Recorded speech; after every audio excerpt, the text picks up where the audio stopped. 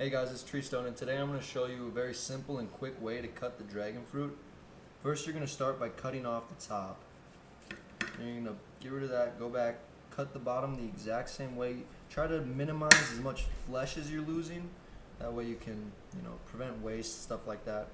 Then what you're going to want to do is see where it separates from the skin and the flesh. You're going to try and get as close to that as possible and bring your knife through and just pull up. Now what that's going to do is going to allow you to separate the skin from the flesh that you will be eating. So you're going to want to pull it away on both sides. You could just pull the whole thing out and eat it like an apple from this point. But what I like to do is I like to cut it like this while it's still connected,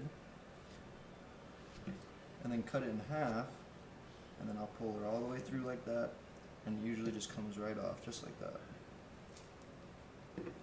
Nice pieces. Not wasting any flesh. You get this good separation so you can eat it in small pieces. Share if you want. It's good as shit.